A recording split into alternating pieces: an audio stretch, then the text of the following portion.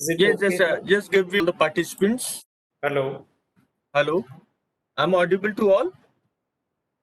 Hello. Yes, Dr. Vishal, you are audible. Okay, thank you, sir. Yes. A very good evening to all the participants and the speaker of the session. Today we have privilege to have Professor Muhammad Kasim sir with us. He is presently working in our Anwar Kamal Kidwai Mass Communication Research Center at the Jamia Millia Islamia. He has over 20 years of experience in the broadcast media and the technologies. He started his career as the design engineer with the NTPC Limited and subsequently joined Doordarshan in the Indian Broadcasting Engineering Services, where he worked in different positions for over 18 years. He has been trained at Central Training Institute, NHK, Japan Broadcasting Corporation, and also worked as a visiting researcher at the Science and Technology Research Laboratory, Tokyo. Before joining the research center at Jamia, he was involved in introduction of new media technologies in the DD network. He was a key member of the team that prepared digital migration plan for Doordarshan network and implemented pilot project that named as DVB-H for introducing DD mobile TV service in Delhi. He was closely associated with the planning and introduction of Doordarshan HD TV service and developing of broadcasting services and infrastructure in border and remote areas of the country. He is a life member of Broadcast Engineering Society, fellow of IET, and member of the International Association for Media and Communication Research, IAMCR. He holds Bachelor in Engineering from AMU. Dr. Jain, I am experiencing some audio problem. Am I audible? Sir, you are audible, sir. Am I audible to you, sir?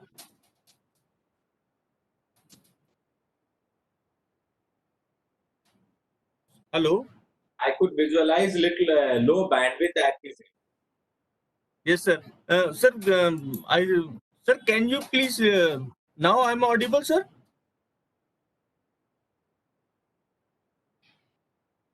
Kasim, sir?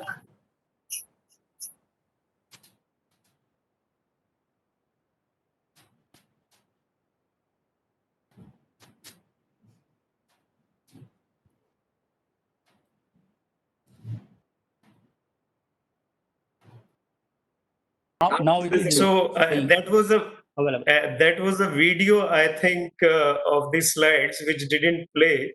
So Correct. anyway, I'll move to the presentation. That's not a We question. will share video on WhatsApp group of the party. Yeah. So in this presentation, basically, I hope that we all will be able to know Moocs better and will be more informed and will be able to use that information to design and use Moocs in a much better way. That is one of the learning outcome from today's session.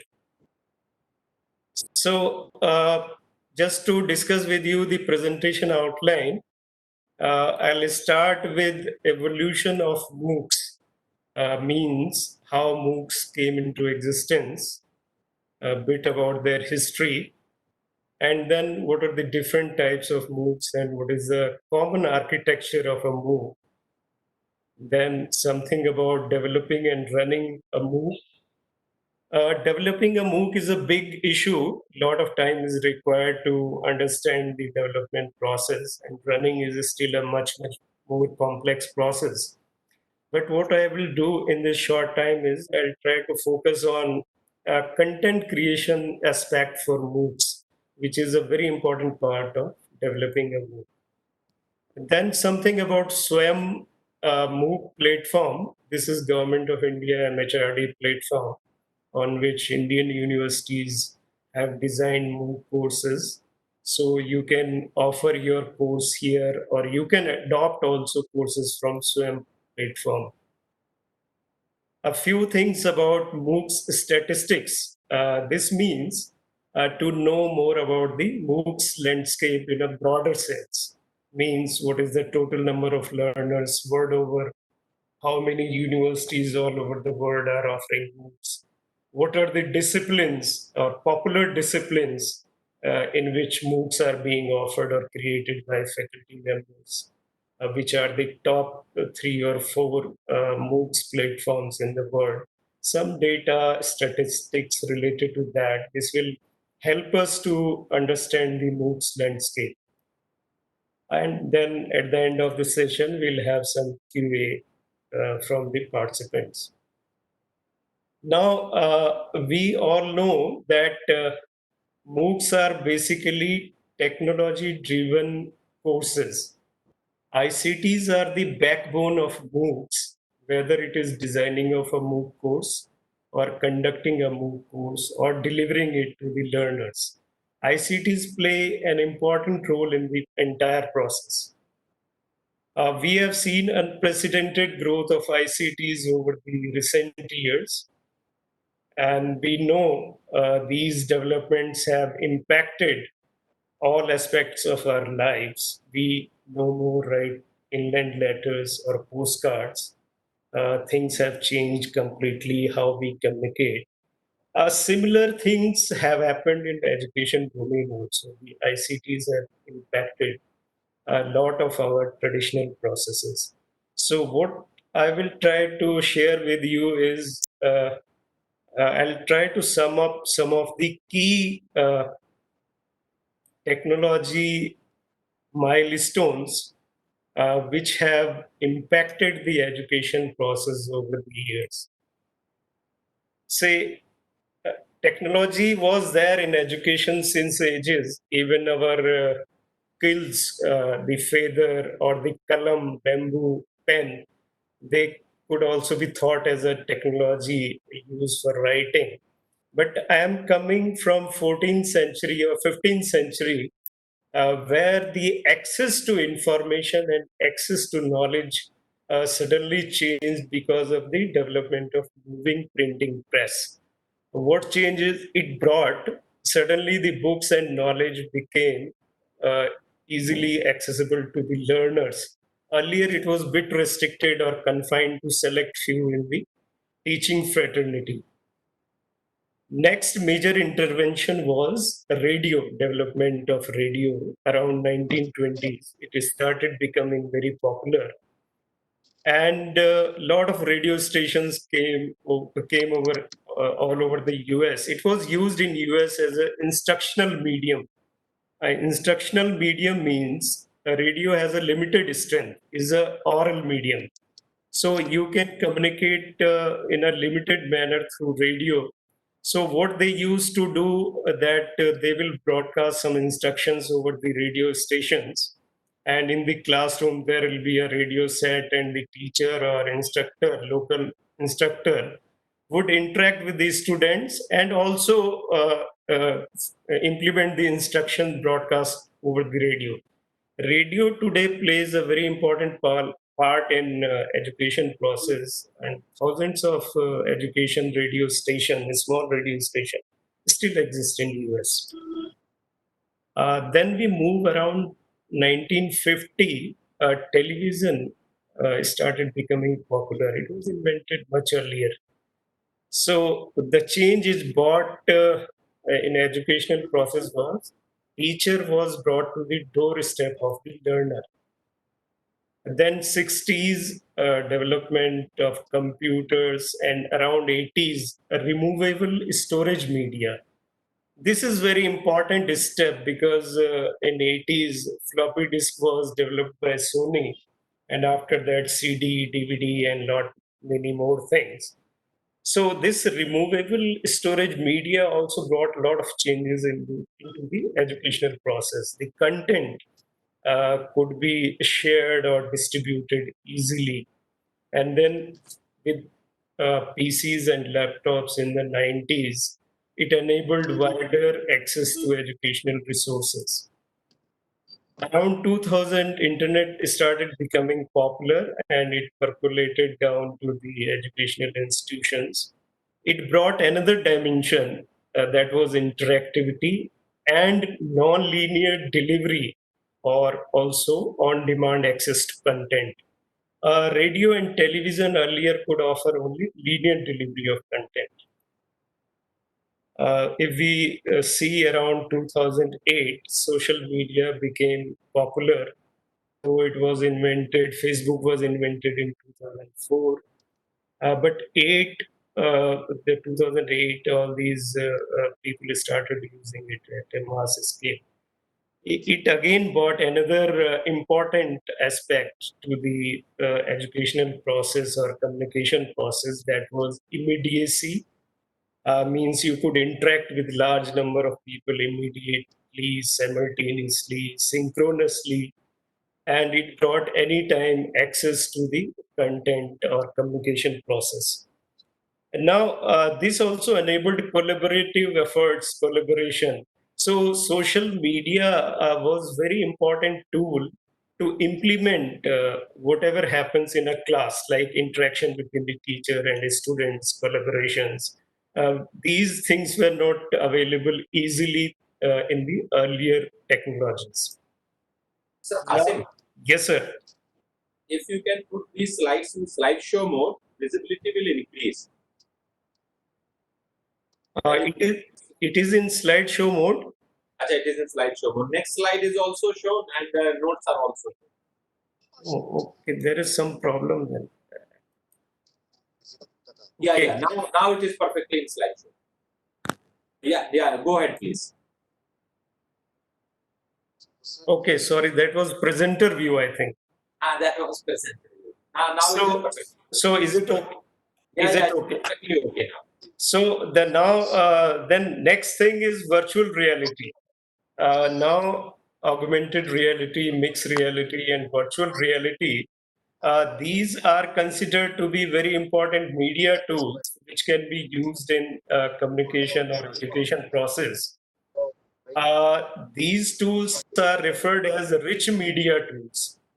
Rich media tools means a rich media is a media which can communicate very, very effectively to the audiences, or in our case, to the learners. So these tools are now also integral part of education process. And the next thing which I see is coming is artificial intelligence and machine learning enabled teaching processes. It is thought that 21st century education will be driven by artificial intelligence and machine learning tools. So this was a summary of how technology, key milestones have evolved and how they have been adopted into the technology educational process. Now, if we consider education, we have two verticals. One is distance education. So initially, we had our traditional uh, delivery of content in physical form, then it was posted delivery, then electronic storage on removable media, then it went to online. Now the distance education is mostly web-based storage and content delivery. The courses are offered online. The other vertical is classroom education. Here, the technology used was linear initially. We used to deliver content in a linear manner. Then it became non-linear through use of computers and internet. And later on, blended and flipped classrooms. Blended means content, e-content can be consumed asynchronously. Flipped classroom is entire class can be held earlier than the actual class, something like that. And now we have virtual labs and virtual classes. So Moocs are came into existence somewhere around 2011. So one big thing which I wish to share with you, that all the strengths of earlier technologies or whatever has happened till now, Moocs get benefited from that, and they encompass all these technologies. These technologies become the integral part of Moocs process. Now, going back to the Moocs evolution, how Moocs came into existence is very interesting. Uh, there was a research project on networked learning being done by two researchers Stephen Dawkins and George Siemens. They were from Canada and Athabasca University.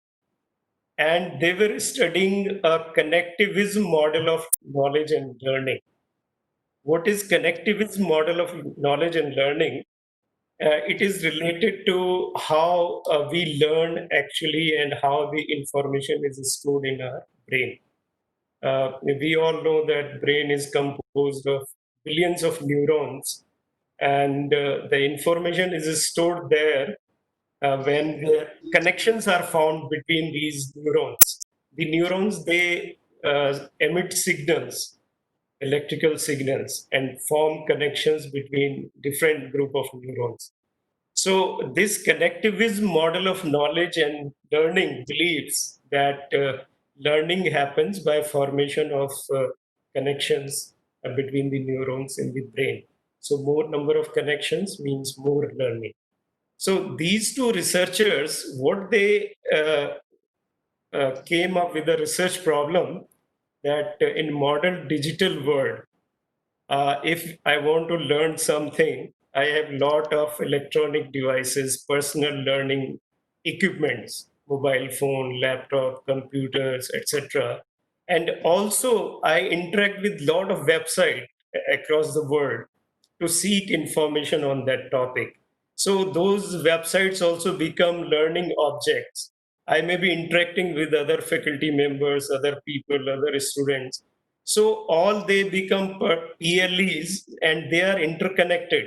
So their research question was if in the brain learning happens by formations of connections, is it so in the digital domain also when we are making similar connections with other nodes in the network? Another issue which they wanted to explore was in traditional learning process, the number of learners in a class and learning outcomes, they are inversely related. Means if there is more number of learners in the class, the learning outcome may go down. So they wanted to study, is it so? So with this research project, what they did, they created a course on connectivism and connective knowledge, and gave some broader guidelines to the participants. The number of participants in that course was in thousands. So they didn't give any syllabus. They didn't give any structure. They just gave a broad idea, and they asked the participants that you discuss this topic and evolve on your how you can proceed in this course. At the end of the project, they found that it has really resulted into a learning, a good amount of learning. Some different groups formed within those participants, and these groups, they brought new kind of knowledge, new kind of things which were not earlier there, and they've helped in expand the knowledge on the particular topic. So this result was quite positive and encouraging, and the similarity between how the information is stored or learning happens within the brain was found that network learning may also have similar impact. So, how the term Mooc came into existence? There was David Commuter was a radio artist. He interviewed these two researchers in a radio program, and there he used this term Mooc for the first time. And since then, it has become the most popularly used term. Now, all this happened in 2010, and within a year in 2011, two professors from Stanford University, Professor Sebastian Thorne and Professor Andrew Ng, they were teaching artificial intelligence and machine learning papers to the regular students of Stanford University. And these courses were very popular. They opened their courses to the students from all over the world. And certainly in artificial intelligence course, there were 160,000 plus registrations, and machine learning saw more than 1 lakh registrations. And they conducted these courses exactly in the manner These courses are were taught in the classroom at Stanford University. And these two courses became hugely popular, and suddenly MOOCs became very, very popular, and they were considered to be the future of our education. And within 2012 itself, platforms like edX, Coursera, Udacity, Future Learn, Iversity, etc., emerged within a year. It is very interesting to know that these two professors they went on to found two most popular MOOCs platform. Professor Sebastian, he is the founder of Coursera, and Professor Andrew Ng founded Udacity. Earlier, it was known by some other name, but now it is known as Udacity, which is also a very popular MOOCs platform. 2012 was declared as Year of MOOCs by Financial Times. And within 5 or 6 years, today we are at more than 900 universities in the world. They offer MOOCs programs, and there are more than 11,000 courses and more than 100 million MOOCs learners registered by end of 2019. So this is a summary of how we started MOOCs and where we are today. And now, what is a MOOC? Most of us already know this massive open online course, but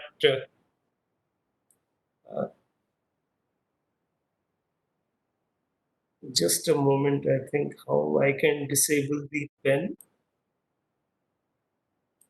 Okay.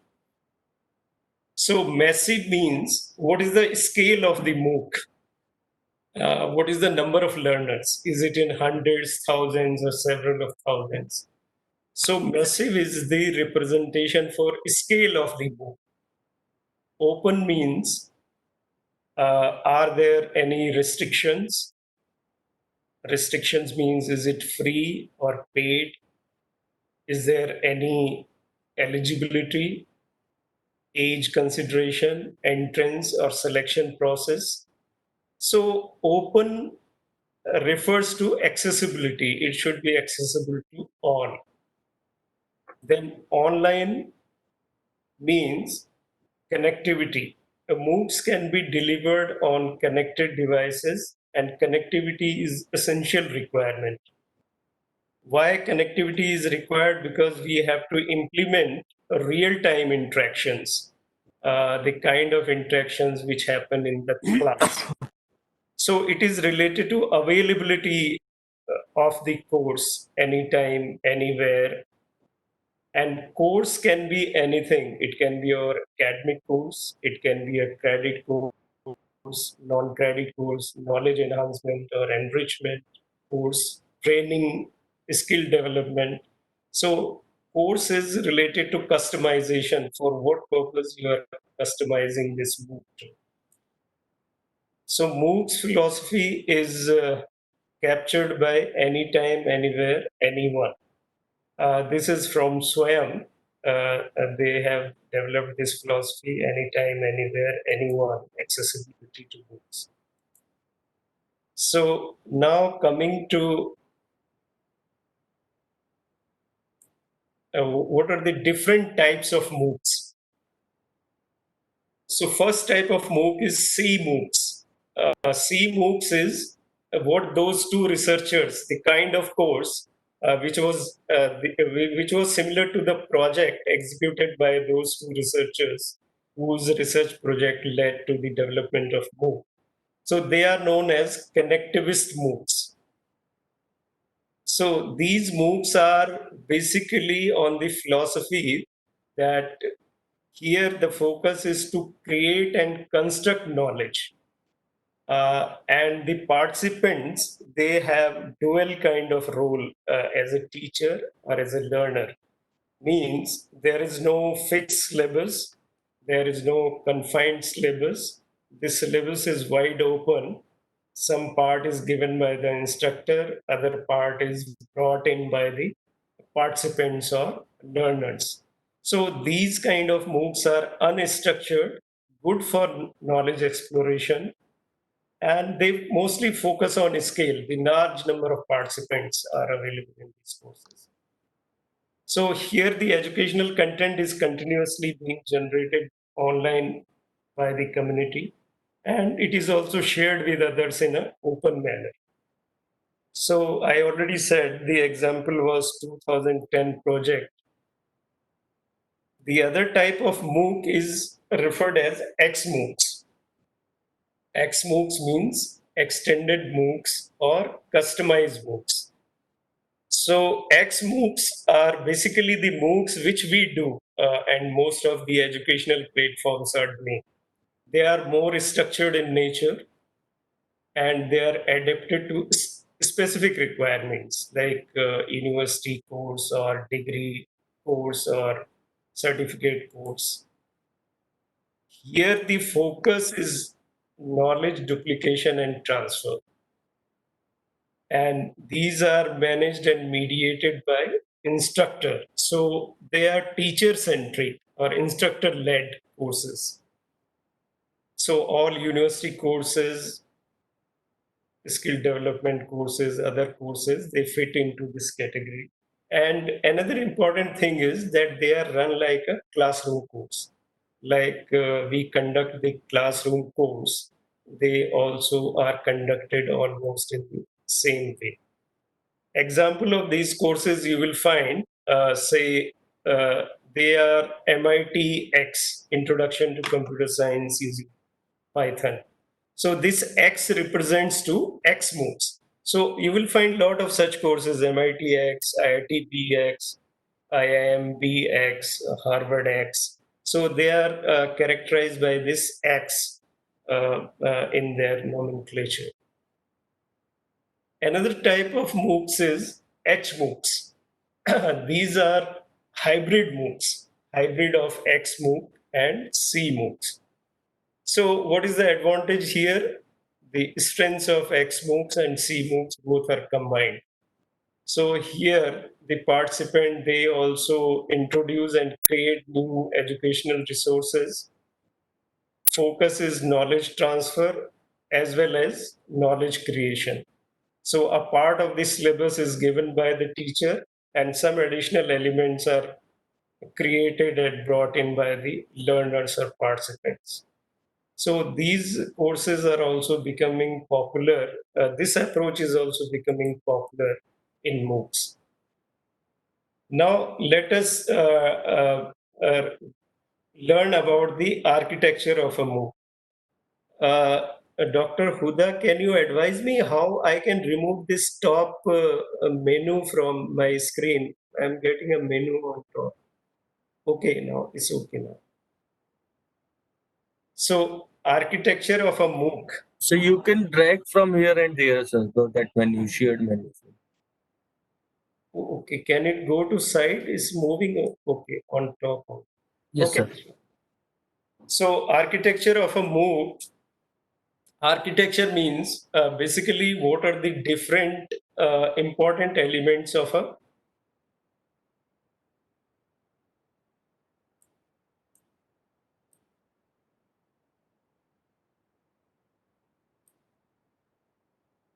what are the different elements of a MOOC? So a MOOC can be divided into six basic layers. We can call them layers. The first layer is educational resources.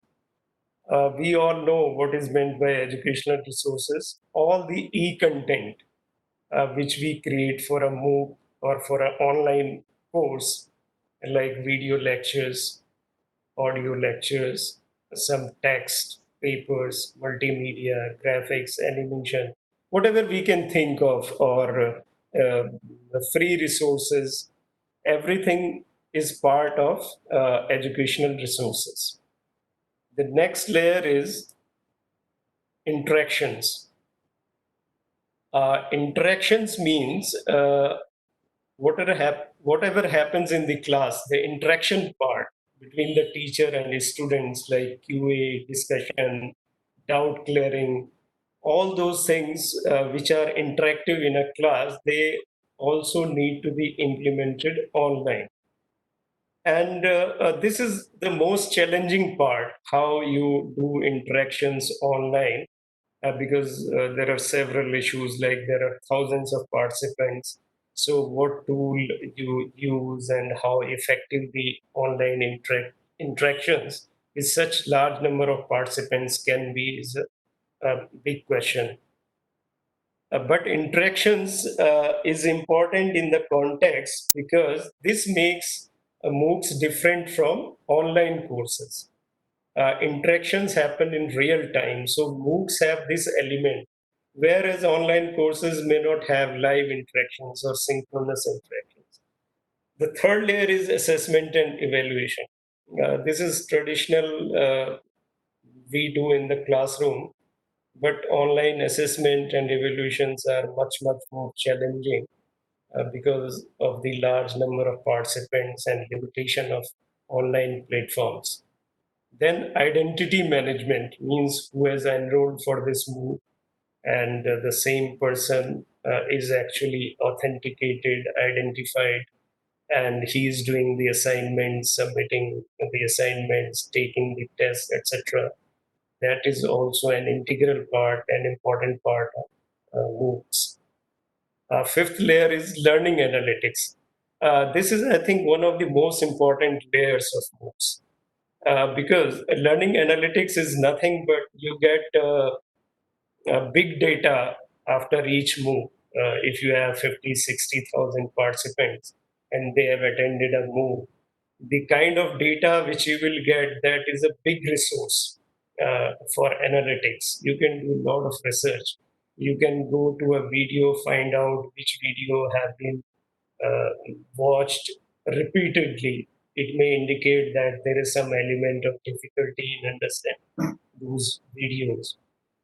You may find that which are the videos which have been skipped. So a lot of insights are obtained into the content part. Also, learning analytics gives us a lot of input for carrying out research in educational processes. I think you all are from academics. Research in academics or education is very, very difficult because you can't have a sample representative of all kind of diversity. You can do the research within a university, or say within few universities in a city or region or even a country, but the findings cannot be generalized across the globe. It's very difficult. So carrying out research in education was one of the biggest challenges. But with MOOCs, the kind of data you get, because your participants are from all over the world, different background, different profiles, different age groups. So you get real insights into many things through MOOCs data. One important finding is we have a schedule for the class. We conduct 45-minute to 1 hour class, and this has been probably going for I don't know how many years now. The challenge is, but it has come to notice after research that human concentration span is only 15 to 20 minutes, and we are teaching the students for 1 hour. So is it really justified? So how we should go about our lectures and all that? Lot of insights can be obtained from analytics. The next layer is certification, which is related to award of degrees or credits or whatever it can be, similar to the certification we give in traditional classroom. So a MOOC is an organized educational online event equivalent to conducting face-to-face course in a class. Means whatever course you are conducting face-to-face in the class, that has to be converted and delivered online. It becomes a MOOC. It runs over a MOOC period. MOOC period means like in a semester we have 4 months or 5 months for each course, for credit course. In MOOC, normally the duration is not that long because it's online. It is 4 to 5 weeks is the optimum period for a MOOC of 4 credit. And the weekly load is also much lower, 7 to 8 hours per week. But we will see later that in case of SWAM and somewhere, the Mooc period is also in line with this semester, and it is almost coinciding with that. And it involves carrying out and management of activities related to Mooc period. So, what is a Mooc? We have understood it. So, I think we are already done for 20 minutes. So, just to refresh you and keep you awake, because in the first half, we had a very interesting session on motivation, attitude, and those were the things which we are interested in. So, what I have done, I have designed a small survey which has some 8 questions. So, what I will do, I will paste this link here in the chat. You can just click it or paste it in your browser and spend 2 to 3 minutes on this. Uh,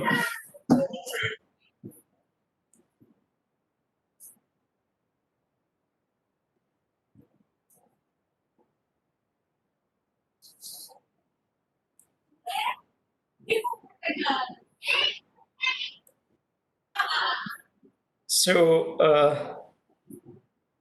are you still seeing the presentation? Sir, presentation is coming, but not in a presentation mode. Yeah, I've changed it because I want to go. Yes, sir. Uh, So just click on the chat option. Yes. yes, to everyone, and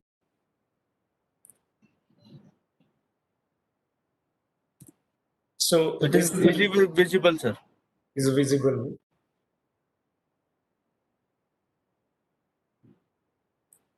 So just 2 to 3 minutes.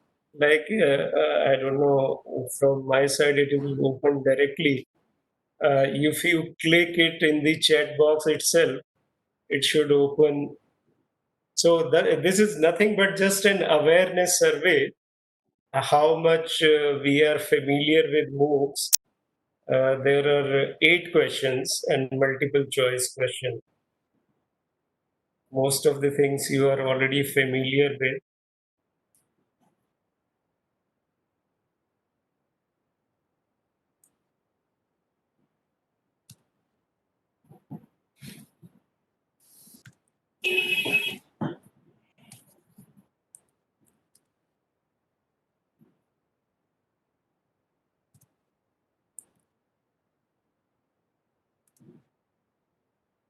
So you can please inform me in the chat if you are able to open this survey and do it.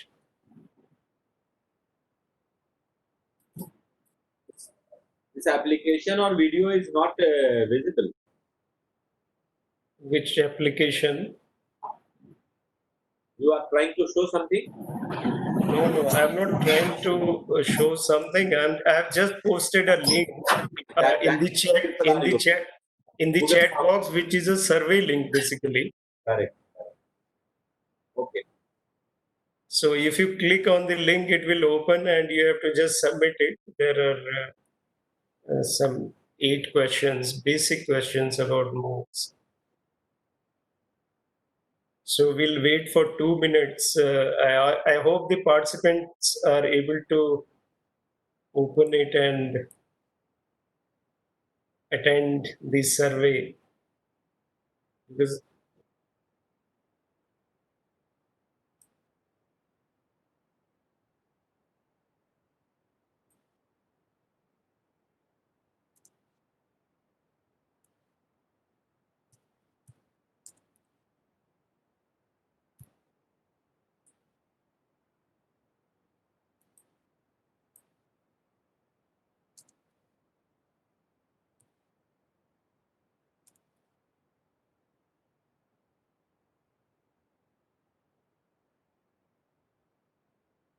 Now many of the participants have submitted the survey link.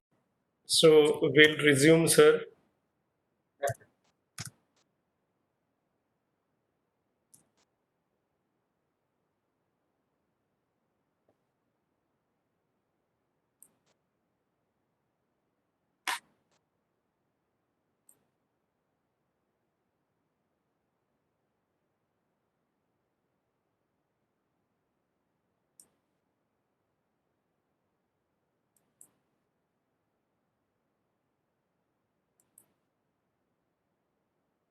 So is the presentation visible now?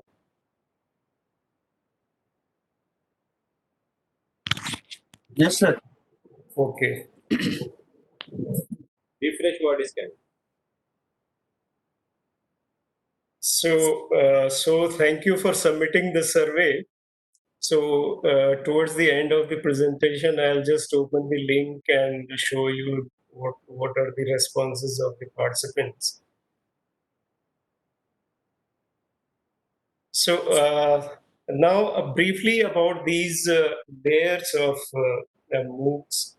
What are the layers? Educational resources is the most important layer, and it is a really big challenge to arrange educational resources. So we can broadly categorize the resources into two categories: instructor-led materials, which can be video lectures, audio, notes, multimedia, etc., and student-centric materials, which can be reference to books, papers, chapters, etc., online resources, or self-study materials. So student-centric materials are easy to compile or not that difficult. Most of the challenge is in instructor-led materials. So here the challenge is whatever is happening in the class, if we are talking about a MOOC, so whatever is happening in the class, all activities or maximum of those activities are to be converted to online resources so that they could be delivered over online platforms or MOOCs platforms. So, up to what extent you are able to convert these activities online will decide the effectiveness of our MOOC.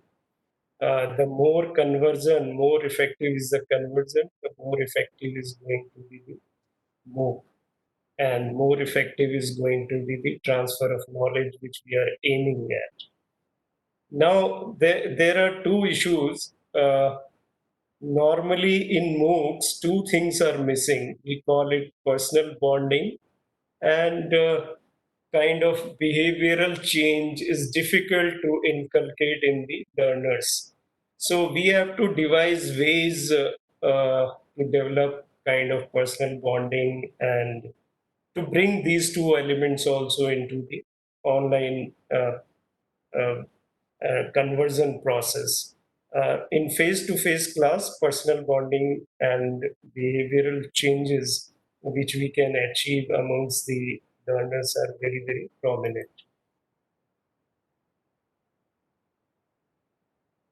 Another challenge comes in designing the content from learner side, because the learners are a diverse group, rather a hugely diverse group. They are not homogeneous like a face-to-face class. In our face-to-face class, most of the participants they have similar educational background, a level of understanding of the subjects, etc. They come with certain qualifications, entrance process. Here in MOOCs, it is wide open area. Anybody can come attend your MOOC. So designing a content is big challenge to cater to different kind of learners. Then within the learners are also there is a different variety of learners. Some are fast learners, some are slow learners, some are tactile learners, some are cognitive learners. So that Bloom's taxonomy and all those things needs to be taken care of while designing the course. So this is a big challenge, how we address the diversity. Most important challenge before us is how to convert our lecture into digital format. This is the most important requirement when we attempt a MOOC. So we need to keep in mind what is our objective. Objective means what we want to transfer to the learner, whether it is skill, application, behavior change, critical thinking, or what else. So this means outcomes should be well defined and very clear. Then only we can approach our MOOC in a better way. Other requirements would be what kind of learning models and instructional models we are going to employ. Now, for academics, when we design MOOC, we often ignore these two things, but they are very important elements. There are different learning theories, there are different instructional models for designing content and instructions in an educational setting. So these also need to be taken care of. The third most important requirement is what digital format. Digital format means, do you want to make a video lecture, or do you want to have just an audio lecture, audio recording? Will it be only text, or will it be a multimedia, or will you create some virtual set or something else? Here, most important thing to understand is that text, audio, video, all these are languages. In media, we call them languages, visual language, oral language. So just like our text, English text, they also have words, grammar, sentence, paragraph in visual language. You can form this kind of uh, uh, through visual scenes. So it is very important, whatever media we choose, we use that media for conveying or transferring the information. For example, I tell you, many of our programs, when I see on DTH channel of CEC, I find that if you just from the audio video in a TV set, you remove the video part, still you get the same content. If you add video, still you get the same content. There is no difference. That means video is not being used for communicating whatever information you want to communicate to the learners. So the idea is, if you have to convey through, say, oral medium, you need lot of effort, because oral medium is a very limited medium. If you are using audio only, you need to create the scene also through audio. If you remember the hockey commentary or cricket commentary 10, 15 years back, they used to create the entire ground and the player running with the ball in the ground through audio. The scene was created before us. But when we see the same commentary on television, it is different, because the visual is already there. The visual is conveying us the visual being conveyed to us through visual language. It is conveying a lot of information, so it need not to be translated into the oral language. So the idea is, the media language which we are using for converting our lecture, we should have a pretty good idea that we are making use of that language. So media language test is a must for our program. And the test is very simple. If it is an audio visual program, you stop the audio, see the visual. So you must miss something from the program. If you stop video and listen only to audio, you must not get the component which was conveyed by visual language. So this I share with participants everywhere, that media language test must be carried by us while converting our lectures to a particular medium of communication. Now, if we want to record a video lecture, there are different formats. The simplest is known as chalk and talk. You stand in front of the board, write on the board, and record the video, audio video. In fact, NPTEL started with this kind of format. Nowadays, smart boards are there, so you can do same thing with smart board, but you will get lot of additional information from the recordings of the smart board, which you can edit and make a very good program by chalk and talk method also. Another method is sage on the stage. This is followed by CEC as of now. Our expert, or who is the teacher, he sits behind the desk, and on the teleprompter, his lecture is being shown. He is reading it. So it is something like he or she is sitting there and delivering the talk from reading the teleprompter, and in between you add some slides, etc.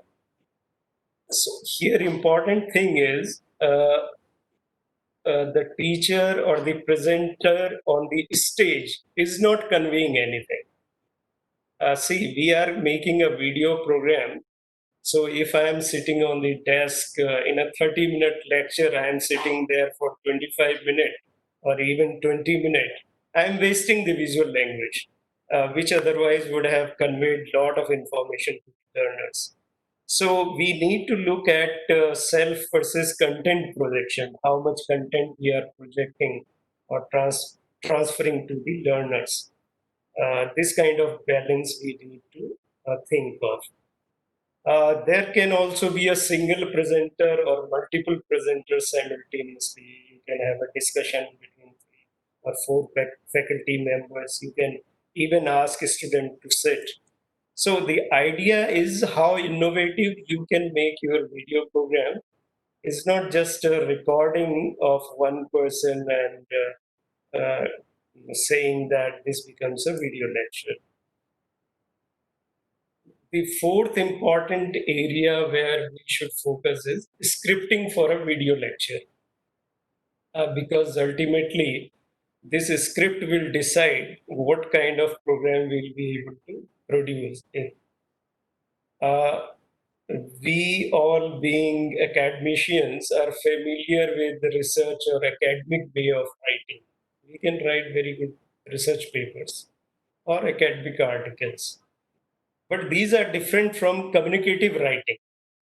When you are making a video lecture or program which will be shown on TV or maybe online, you are basically using the media for communication purpose. So communicative writing is entirely different. It should be very easy. It should be appealing. It should grab your attention. You should involve the learners emotionally. And there are different ways for communicative writing or telling your ideas. One of them is, say, storytelling to relate the concepts. So a lot of new things need to be done. So we have to move. The idea is we have to move from research oriented or academic oriented lecture writing to a different level where our focus is communication of the ideas, how we can communicate the idea in a very simple manner to the learners. So this will create a lot of impact on the participants and maximize our retention, etc. One way is to make use of metaphors. If we explain something through metaphors, the learners are least likely to forget it. Metaphor means, often give this example. Most of us might have seen Sholay film in 70s or 80s. But even today, we can recollect a few of the dialogues of that film. So we need to create in our lecture at least 8 or 10 takeaway points, which we need to focus on, so that after attending your lecture for, say, half an hour or 40 minutes, the learner should at least remember those 8 or 10 points. This should be the approach. The example of metaphors we use in school days, we used to have this word mass with your Fleming's right hand rule, etc., etc. We have heard these. So once we understand these things, they become lifelong inventory with us. Another very interesting example I found, this G is gravitational force. in one lecture, I found that the instructor explains it 9.8 meter per second rather than saying 9.8 meter per second square. Because the moment you write it G as 9.8 meter per second, you can very easily convince or convey to the students that G is nothing but is the increase. If something falls from rest, the speed will increase at 9.8 meter per second in a second. Every second, the speed will increase by 9.8 meter per second. So these kind of innovative, sorry, and these kind of innovative methods of explaining, they go a long way with the learners, and they remember whatever you have told them during your lecture. So, designing a MOOC basically involves three areas: learning theories, media and communication theories, and instructional design models and theories. We need to have a bit basic understanding of these three areas so we can make our MOOC very, very interesting and appealing and acceptable to the learners. Now, this we have already discussed. The interaction in MOOCs are nothing but the real-time exchanges with the students. So interactions are to be conducted in a synchronous manner. Synchronous means at the same time. All these students are together and they are asking their questions or doubts or whatever it is. But in MOOCs, this becomes very challenging because there are thousands of participants. So nobody can handle such a large number of questions simultaneously. Mostly the MOOCs are conducted with support from a lot of other faculty members, TAs. And sometimes offline interactions are also organized with peer groups. For example, Coursera uses this model. The idea of this is suppose the participants are from Delhi. So the platform comes to know that there are 10 participants from Delhi. And the platform also knows that few participants have already completed this course who were from Delhi. So it connects this group with the peers, their peers who have done this course or so this kind of peer interaction is also possible automatically from Moocs platforms.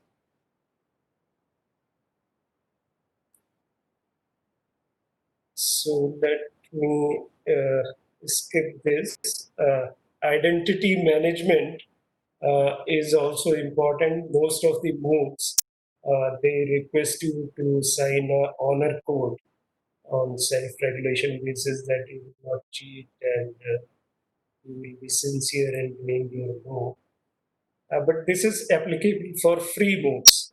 If you want to do a credit-based MOOC, where you are earning credit, which are to be counted toward the course or transfer to some university. In that case, there will be strong identity management. They will ask you to submit your photographs, ID, and while you are doing your assignment or test, the system can automatically take your video or photographs in between separate. So several possibilities are there to verify and authenticate. Then assessment and evaluation is also a bit tricky in MOOCs. Normally, in MOOCs, what you will do is you will have quiz or assignments, so that it is a quiz can be evaluated then and there by the system. However, assignments would need to be checked by some faculty members. So here, peer assignment peer assessment is often used for evaluation. Uh, Peer assessment means your assignment is sent to 3 or 4 other students, and they will evaluate it and grade you on your assignment. And it has been found in research that this kind of peer assessment is almost as close to the, or even in some cases better than the assessment and evaluation by a single faculty member. Then examination can be offline, can be online. If it is online, it can be proctored. Offline is obviously proctored. Like in case of SWAM, the examinations are conducted by a national testing agency, where you have to appear in the exam. This is an online exam, but proctored online exam. So different ways can be worked out for examinations. So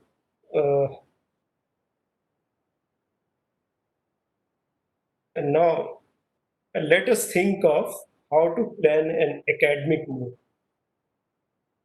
Why I'm using the word academic MOOC is basically this is a highly customized version of a MOOC. We have seen that MOOC is basically something different, large number of participants, open to all. Those are the basic characteristics of a MOOC. But in academic MOOC, it is much, much more restricted.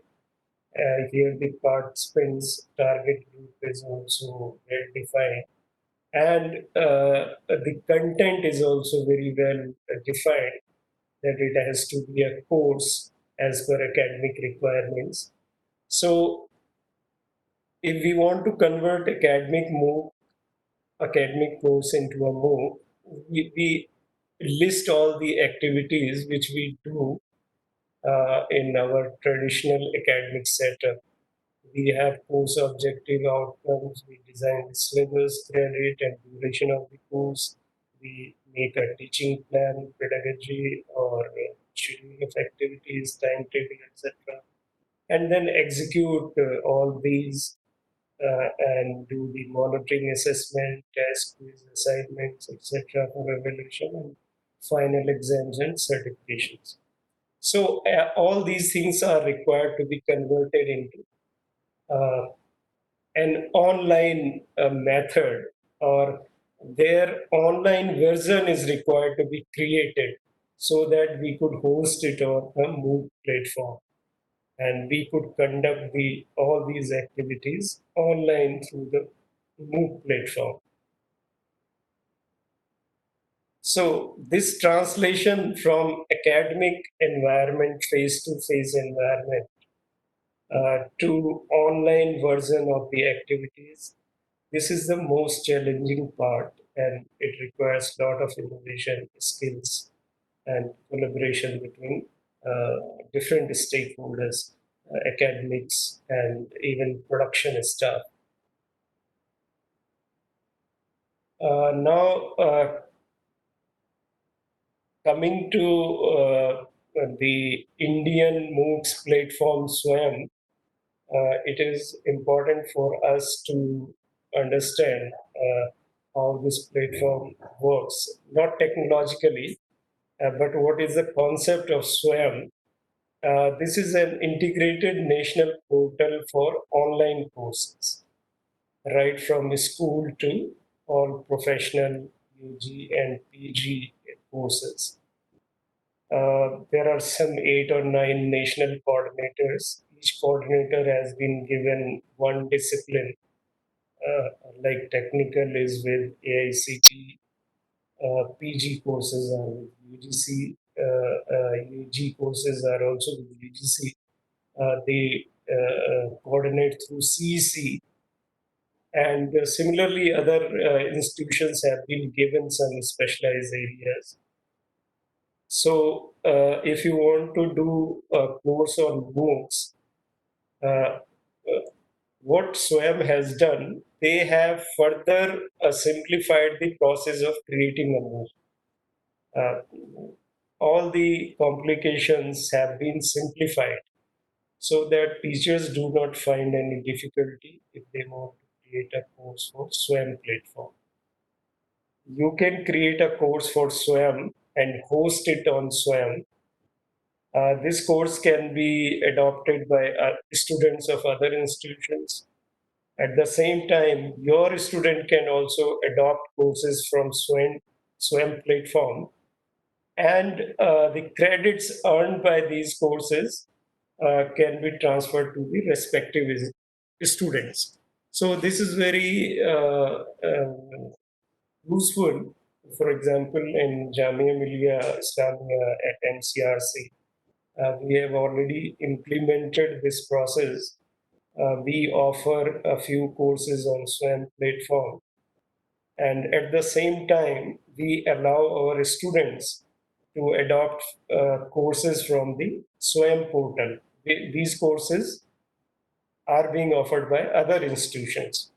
So the exam for these courses is planned and conducted by other institutions, and our students they get the credit transfer, and that credit is counted towards their regular programs here in Jammu. So right now we have permitted this under CBCS system. They can choose courses from SWAYAM under CBCS program. There are several guidelines related to SWAYAM which are listed in the slide. And now I shared with you that SWAYAM has simplified the creation of Mooc courses for teachers. They have divided a course into 4 quadrants. Quadrant 1 contains or is consisting of the instructor-led materials, which we discussed earlier. What are the materials for which the teacher is responsible, like video lectures uh, and other things which he has to create. Quadrant 2 is self-learning materials. They can be books, reference to chapters, research papers, other online resources. Of course, the teacher will have to give all these references to the student, but there is no element of creation here. The resources are open resources, and these are being used for the course. The third quadrant is interactions and discussions related to doubt clearing or other issues, whatever interactions we want to implement in the Mooc, they form quadrant 3. And this is 4, wrongly written 3. The fourth quadrant is assessment and evaluation. Now, this process has also been simplified by SWAYAM. So, the assessment and some part is done by the teacher who is offering the books, like quizzes or maybe assignments, say around 30% of the total marks is done by the teachers. And remaining is the exam, and exam is conducted by NTA. The responsibility of the teacher is limited to designing the online question paper for the paper. So, offering Moocs on SWAYAM portal is very, very simplified. All the issues which are there in designing a Mooc have been taken care of. Even the generation of video lecture have been simplified. You can record your lectures by sitting and presenting in a studio or at any place. Now, in a mobile, you can record HD quality video. And you can add a lot of slides into your recording or other materials so that it becomes a very balanced lecture. So this was about SWAYAM. So I think another 25 minutes are gone. So if you permit me, I can show you the survey outcome. If you have already submitted your survey, are you able to see it?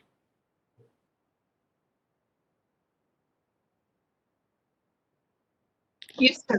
We are Yes, able sir. to Yes, sir. Yes, sir. This is from the questionnaire. So, let me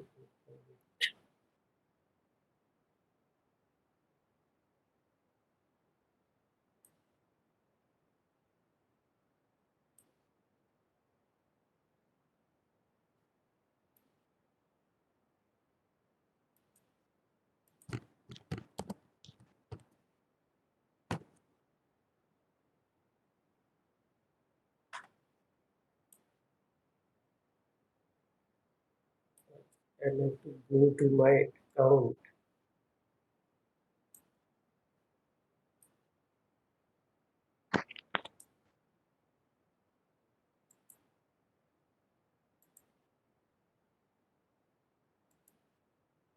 Are you able to see the screen? No, sir. No, sir. We are not able to see. No, No, sir. sir. Screen is not coming, sir. Okay, just a moment.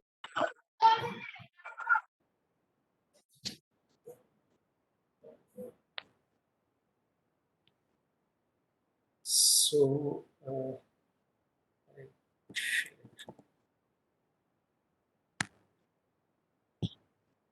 now you are able to Yes, see now. the. Yes. Yes, sir. Yes, we can see.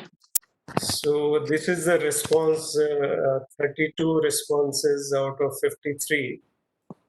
Let us stop it. So which of the following is not a Mooc platform?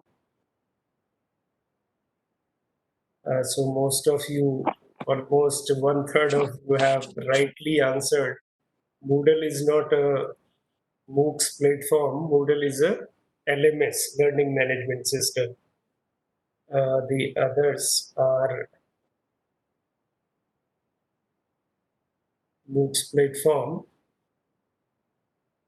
So as per UGC notification, again, you know very well about this notification. 20% credits can be transferred from SWAYAM portal. Then what is the total number of Moocs learners? This we had already discussed in the presentation. More Close than to 100 million. close to 100 100 million. Yes, sir. 110 million actually. Yeah. Then which discipline do you think has highest number of Moocs courses? Now I kept this question deliberately because there is a feeling that amongst the teachers that engineering and all these disciplines they offer more Moocs, and Moocs are not relevant to humanities or social sciences. But I will give answer to this. I will give in my presentation In- after this, and you will be engineering, surprised. engineering course also can be done. I have completed from Coursera platform. Yes, but the point was which discipline has more number of Mooc courses.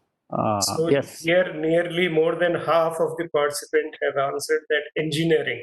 So this is a perception, wrong perception. In Yes, fact, sir. Yeah. engineering has a very low share of Moocs. We will see it in our presentation. Mm. Then in your opinion, how useful are Moocs? Most of you agree that they are useful. Green is highly useful. Okay, useful. So have you attended a Mooc or developed? So nearly more than 50% of you are already doing Moocs or familiar, quite familiar with Moocs. That's a good observation. Will you be interested to develop a Mooc? Yes, this is very encouraging for all of us because I think online courses and Moocs is going to be the future. And if you are willing to do it, it's a very positive sign for all of us. Then what do you think is the biggest challenge if you wanted to create a Mooc? And the blue is lack of awareness about processes that's like funding and sanction. I think this is the fault of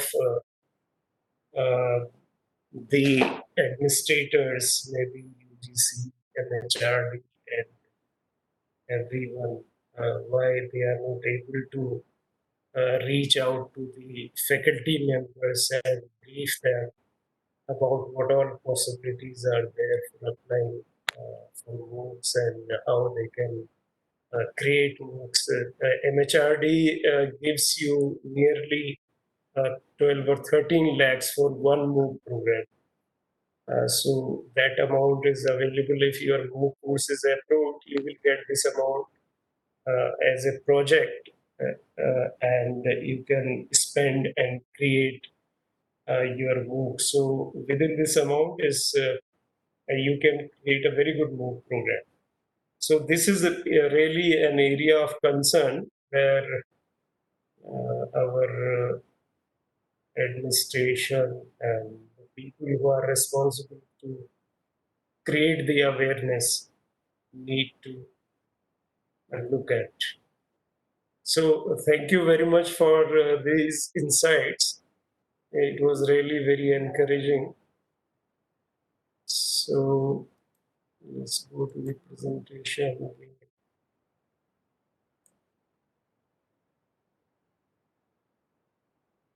So are we back to the presentation? Yeah. Are we, Yes, sir. Yes, sir. We have refreshed. Okay, thank you. Professor Kasim, G.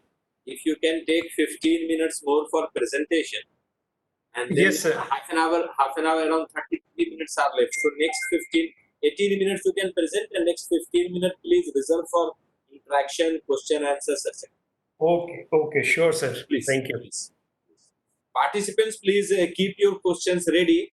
Last 15 minutes from 5:45 onwards, we'll take up questions. You can unmute your mic and ask questions. So we were here. Okay, so I'll wind up within 10, 12 minutes. Not many slides left. So the next item on the agenda was introduction to Moocs statistics. Statistics means to know more about the landscape of Moocs world over, how and what are the numbers and what are the different platforms, popular platforms. So the topmost platform with the highest number of Moocs learners is Coursera. Now, this platform is a for-profit. We can say this is a for-profit platform. And in the beginning, I told you that Professor Sebastian from Stanford, he was the founder of this platform in 2011. So it has more than 3,800 plus courses. Their model and their approach for designing the courses is professional. Professional means they help the faculty members to design their courses in a much professional way. The video, the editing, and the issues, learning theories, or instructional design, etc., etc. What their business model is, they go for blended learning model. A blended learning model means Coursera will approach some college and they will ask the college that we can arrange a course for you in any subject from any one of the renowned faculty in the world. You enter into agreement with us, and whosoever faculty member you choose, we will have a course from him for you. So all your students as a institution will subscribe to that course, and that course will be taught by your local faculty member in college in a blended learning model. Means the students will do the Coursera course also and mediated by local faculty member. Right. So this is a very successful model for Coursera, and incidentally, it is very popular in United States, USA. Most of their learners are from the US, and most of their agreements are in the US. This is their business model. They have monthly payment plans for the courses, and where a learner can shift the duration of the course. He can complete as per his convenience also. And they offer professional certificates, skill-oriented courses, and also a master's track. They have complete master's program also, or specialized master's programs consisting of 4 or 5 uh, Mooc courses. So this is a very successful model, profitable. Another platform is edX. This was founded by Harvard University and MIT again in 2012, and it also has more than 2,000 courses. 140 plus leading universities and institutions of the world are offering courses on this platform. This is not for profit platform. This is an open source platform. So you can freely do any course from edX platform. And they also have very good courses, highly ranked courses. They offer micro master's certificate, professional certificate, and X series courses. X series means these courses are offered by the faculty members of topmost universities, and they also teach the same course in the institution. So edX is also very popular. If you want to get a certificate of completion for the course, then probably you are required to pay some fees for getting the certificate and assessment, etc. Otherwise, these courses are completely free to access. The third platform is Udacity. This was founded by Professor Andrew Ng, and they have a different philosophy. Their focus is vocational courses and training.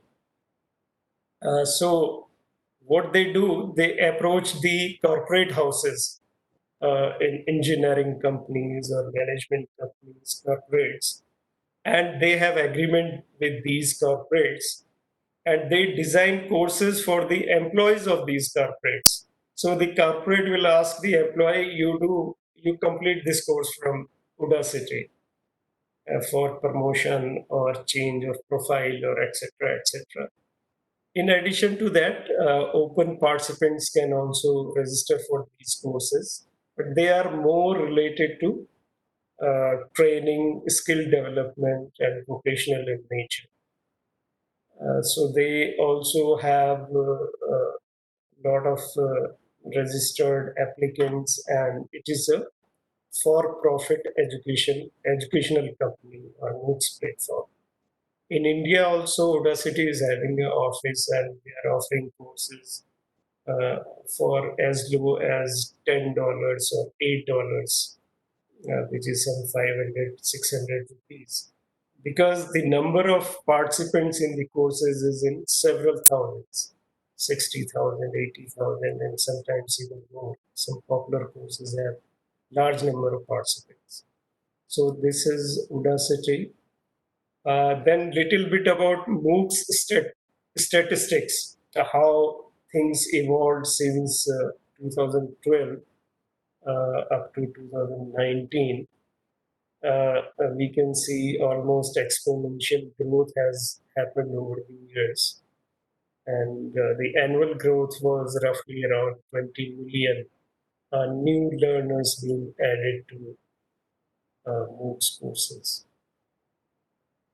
These are the top 4 platforms, Moocs platforms: Coursera, edX, Udacity, and FutureLearn. FutureLearn is a UK-based platform, and their data, Coursera leads with 45 million, and others have, of course, more than 10 million learners. So they also offer full-fledged degree programs, 16 degree programs. edX offers 10 degree programs. Future Learn, this UK-based Mooc platform offers maximum number of degree programs. Then Swayam portal, we have more than 10 million registrations or learners.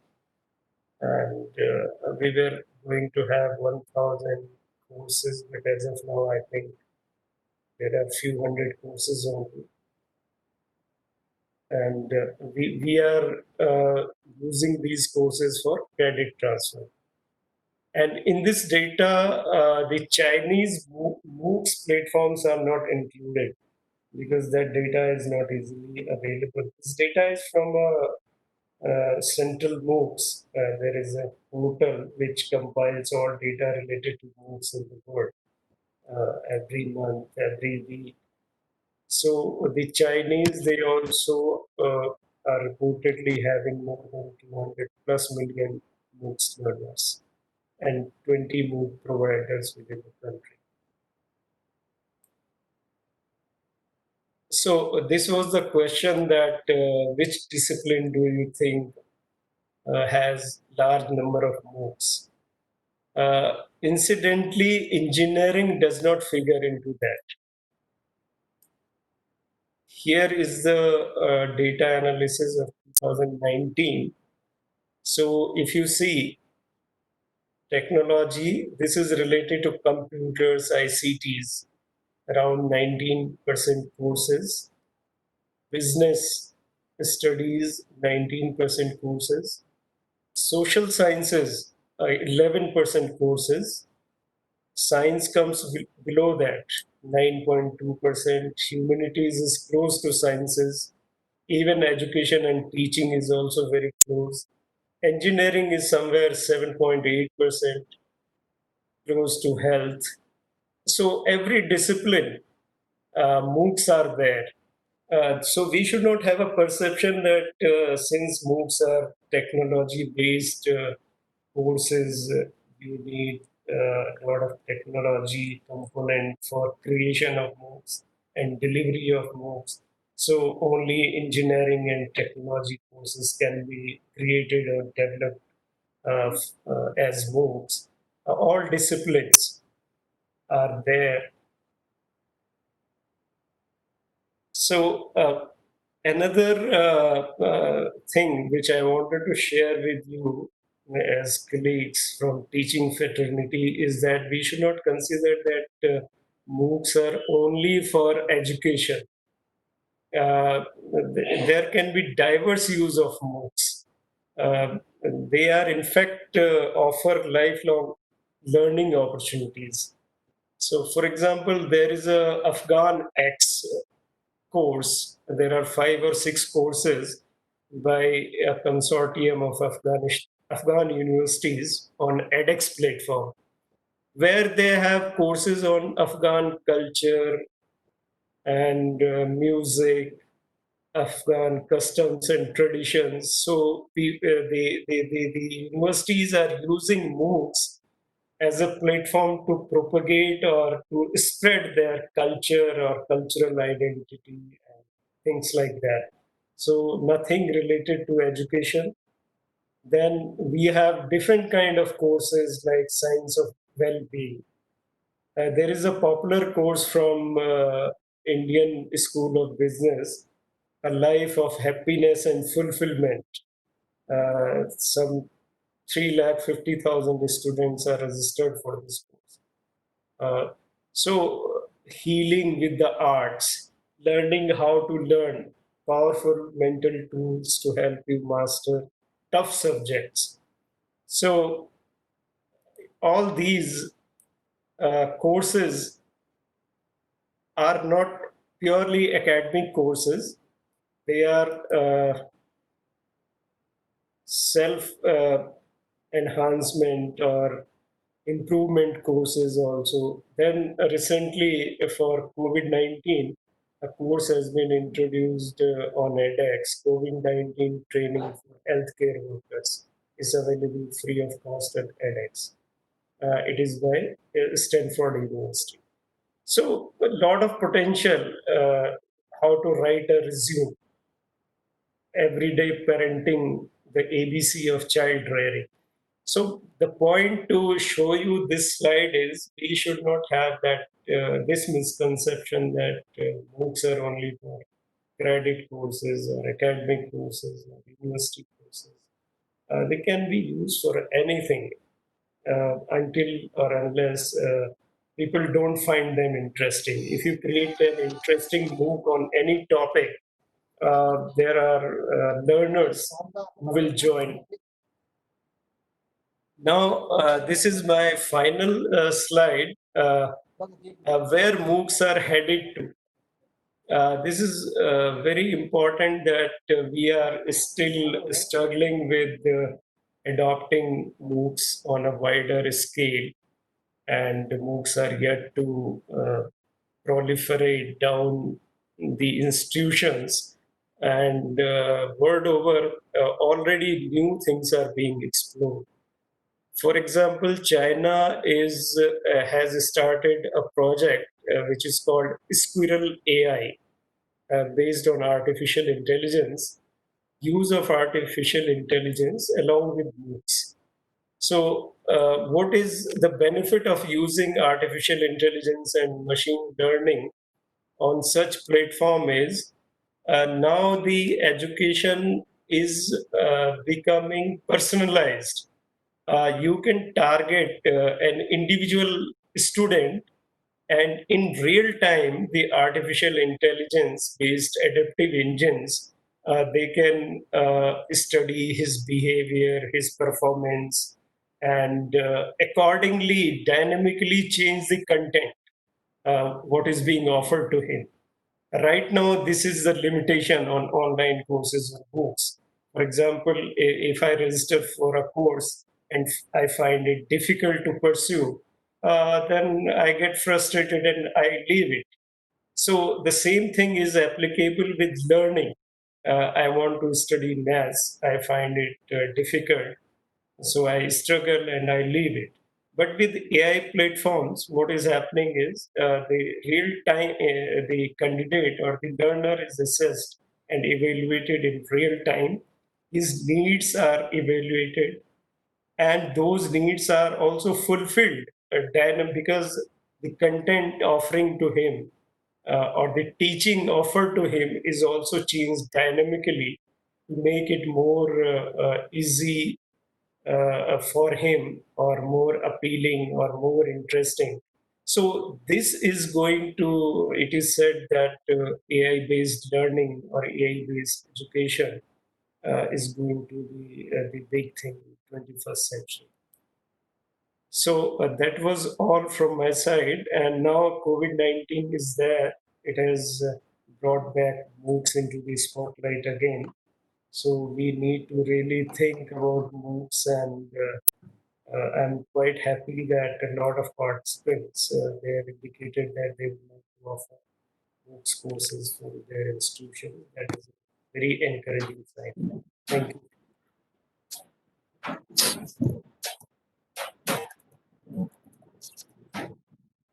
Now, participants can mute yourself one by one and ask questions directly to sir. Hello, sir. Good evening, sir. Yeah, good. This is Dr. Karthik again. First of all, a very nice and neat presentation, sir. Thanks for that. Sir, actually, if I wanted to host a MOOC course, how shall I start?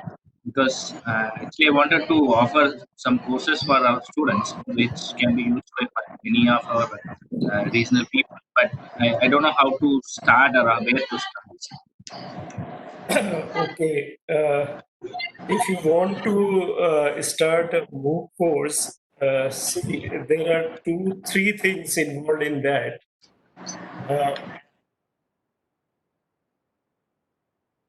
To offer. Then, if it is, say, related to UGC or AICT, you have to decide that. And you have to submit a proposal to the concerned nodal officer. nodal agency. There are 8 or 9 national coordinators. For example, in what subject do you want to offer this course? In what discipline do you propose to offer this course?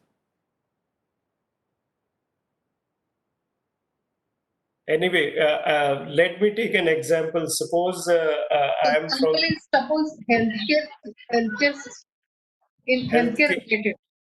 Okay, so healthcare, there will be a national coordinator for that. Right now I'm not able to recollect which is the agency who will deal with the Moocs courses in health sector. So you will have to prepare a proposal and submit it to the concerned agency. In that proposal, there are detailed standard guidelines issued by UGC, CEC, or the concerned nodal agency, what elements and what should be covered in the proposal. Basically, what they would need is the course structure, how you are going to complete it, what are going to be the different modules, how you are going to break those modules into lectures. It is exactly how you plan a course for academic activity in face-to-face learning in your university. So here you have to plan for video lectures. So say 30 or 40 lectures normally for a 4 credit course. So you will have to give all those details to the concerned agency and then a small promo video. What is this course and why it is important? Introductory video. So once this goes to the national coordinating agency, concerned agency, they have their own mechanism to review it and examine it, and they will either ask queries or approve it straight away. If they approve, they will give you sanction of the funds and declare you as the coordinator for this course. One more thing is also required normally now. The agencies, they want that your proposal should be certified or should be recommended by the university or institute authorities. This is because once your course goes onto the SWAYAM portal, any student in India can apply for that course. And if he completes it, then your institution will have to award the credit for that course. And those credit will be transferred to the institution of the concerned student. So the university and institute is also involved while forwarding or submitting your proposal. So what you will have to do if you are in university system, you will have to get your proposal and syllabus, etc., approved by your committee of studies or board of management, whatever is the academic council, etc. So once it is approved, it gets the stamp of the institution, and then you send it to the concerned nodal or agency. If they approve, then you get the money. Your institute will get the money. You can use that money just like any other project and execute the Mooc. Okay, thank you, sir. Hello, this is Mayank. Hello, Yeah, this is yeah, Mayank. yeah. Please, Sir, Mayank, sir.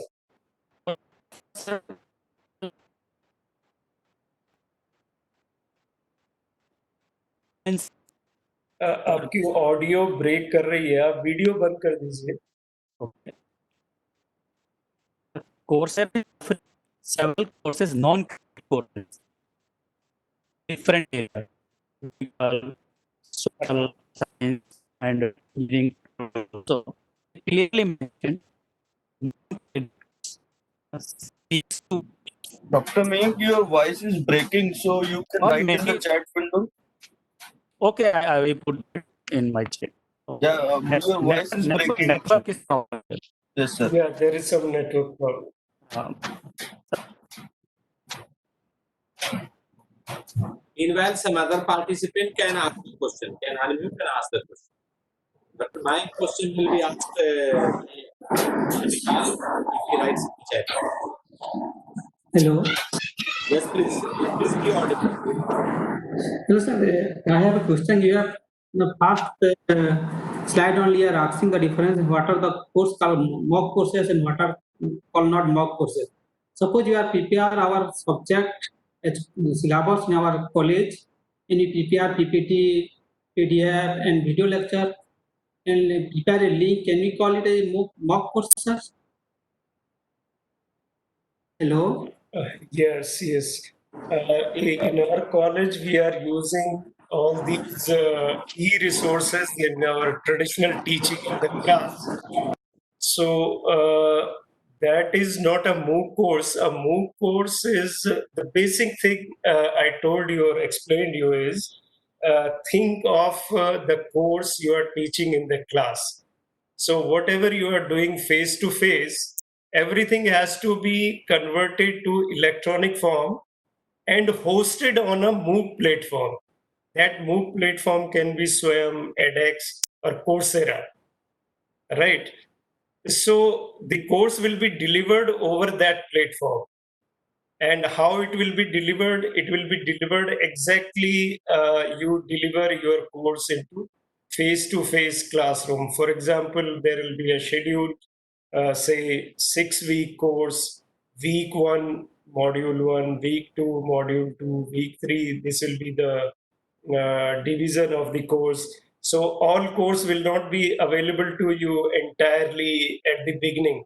The course will reveal weekly, just like the progression in the class. Here it is weekly, not daily, but weekly. A week's flexibility is there. So in the first week, what are the lectures? Then what are the tests? What are the quiz assignment? There will be deadlines, just like you are doing in your regular classroom. The same way it has to be conducted online on the Moocs platform.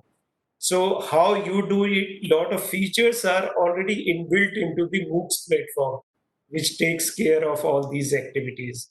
You have to just create the content, create the questions, create the assignment or quizzes, and upload it on the Moocs platform.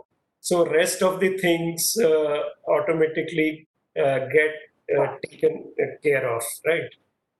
So this is the difference between a Mooc and even an online course. An online course uh, is available on demand. For example, I want to join an online course today, I will join it today. You want to join it after 1 month, you can join it after 1 month. So the course will progress as per my convenience. Is more learner centric. The scheduling is more learner centric. So I will complete it as per my convenience. The others may do it as per their convenience.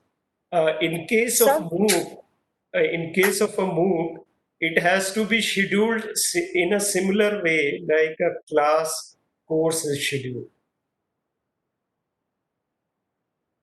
Yes, please. Any other questions? Sir, sir, are there any organization which are checking the content of the MOOC, quality of the content of the MOOC? How can we ensure that the quality of the content which we are going to design is good? Okay.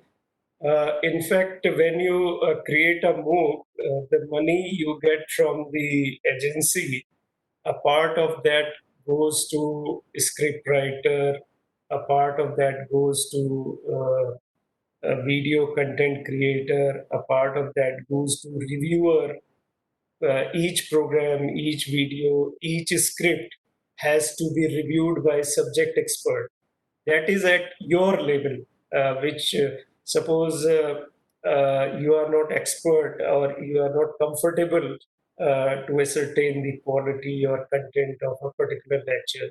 So you can rope in any expert from any institution which you feel that he is more knowledgeable or he can vet the content. So this check is at your level. After you submit this content to the nodal agency, before uploading the course and releasing the course in public domain, they also have their own experts committees there, subject wise, discipline wise, who will also vet that content and if there is any issue, they will ask you to rectify it or correct it. So there is a good process of vetting it or checking the content so that whatever is going is a good quality content. Thank you, sir.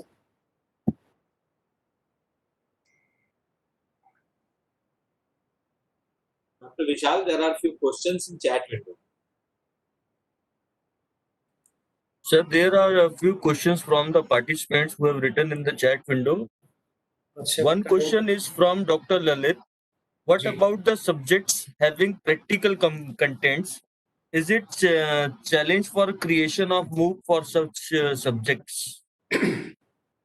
This is a good question, but I would rather like to say that if there is a subject where practical is also a component, so MOOCs offer rather better opportunity to explain practicals to students.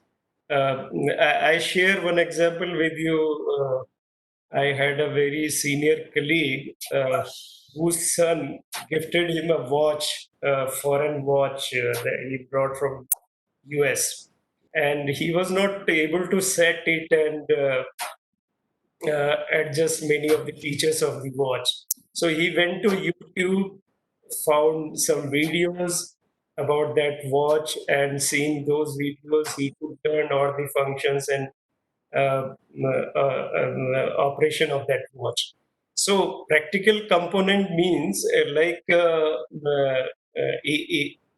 MOOCs courses are also becoming very popular in health and medicine, where you have to do practicals. There are different kind of practicals.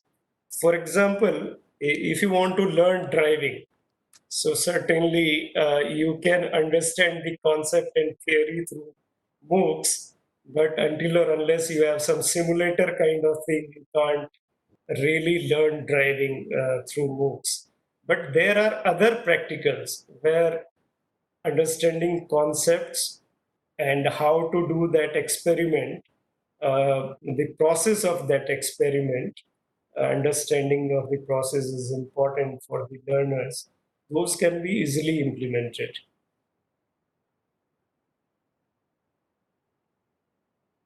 Excuse me, just now you explained like in healthcare generally, in the hospital, a lot of work and lot of practicals. Such kind of courses are there online in Mooc, sir, or can we? Ma'am, I'm not, I think you can search edX or Coursera. You may find some courses. In health sector, I have a feeling that health education or medicine education is the discipline where animation, graphics, all these are highly useful. Before you actually do the practical on human body or other species, if you are able to see those things through animation, graphics, so it has a certain use. Of course, it cannot replace the hands-on practice, actual practice, but certainly MOOCs can be helpful in such practicals also. And I'm sure if you search on edX or Coursera, you may find a few courses related to your discipline. So there is a one question. If a student clear a particular subject in which that subject is in degree in a UG or a PG, so that subject will be considered which he has done through Mooc. Actually, there is a process for this. A student cannot freely choose any course from, say, SWAYAM.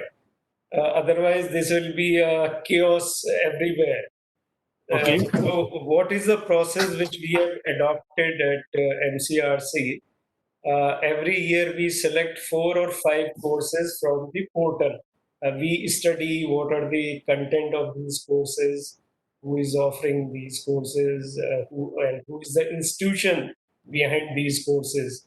So these 4 or 5 courses we get approved through our academic council through the normal process of approval, academic approvals. And then the students are given only this choice that they can choose any course out of these 4 or 5 courses which the university has already approved. So this is the method which we are following. By this method, it is not that the student go to SWAYAM and register for any course and earn the credit and comes to us, say, please add this credit to my regular degree, because that becomes a chaotic situation. Hundreds of courses are there, so the university can't manage everything. So we have devised this method to regulate. Okay, thank you, sir. There is another question from Dr. Nitin.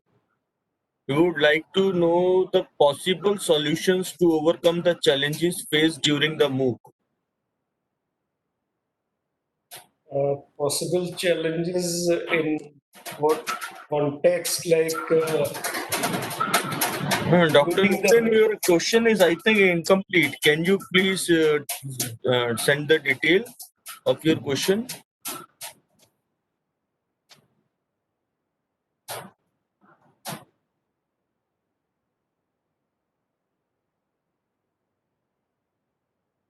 Manish ji,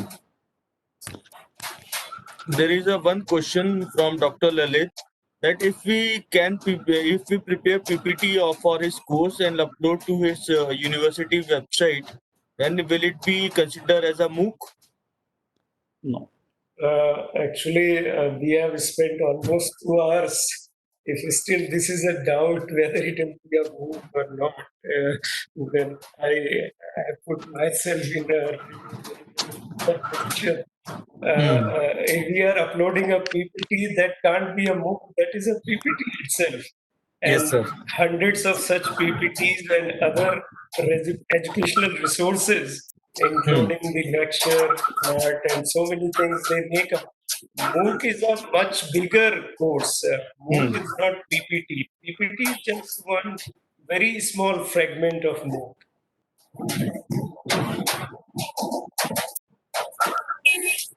And Dr. Shweta would like to know, is it something like that SWAYAM NPTEL only? Engineering courses can be offered by IITs. Engineering courses can be offered, MOOCs can be offered by any engineering college. It's not restricted to IITs only. NPTEL was restricted to IITs and NITs. Only the But faculty SWAYAM members. is open for all, sir. SWAYAM is open for all engineering colleges, government, private, anybody, any faculty member can approach and reserve on any subject. Sir, Dr. Reddy would like to know that, and he requested you to share a model MOOC course so that he can relate to the contents discussed. Model MOOC course, I would not like to recommend.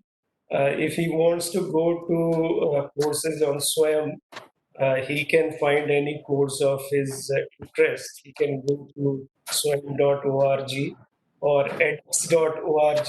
On edX, the courses are free.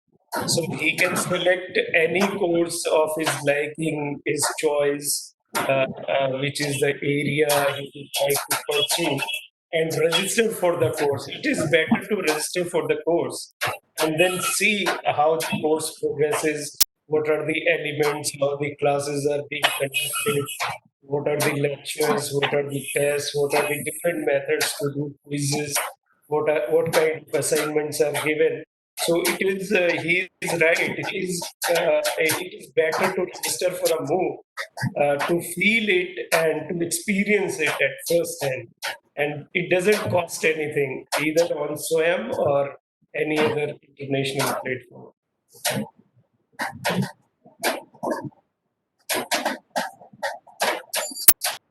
Sir, there are no pending queries, sir.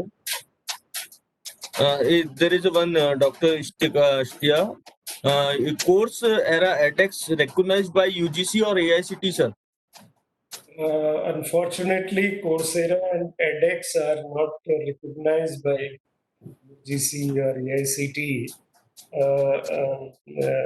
Only SWAYAM courses are recognized Approved by these bodies. by Indian regulatory agencies.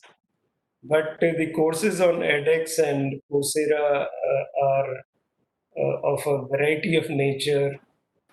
So students can project them as their personal achievements if they do that or apply for placement, etc. Dr. Nitin, I am not able to understand your question. You would like to know something assessment and evaluation by Mooc. It is a challenge. So, what are the possible solutions and how Mooc is effective platform for online learning?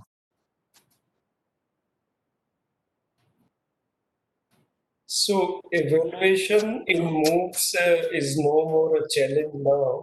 As I told you earlier in my slides, that you can hold offline exams, you can hold online exams.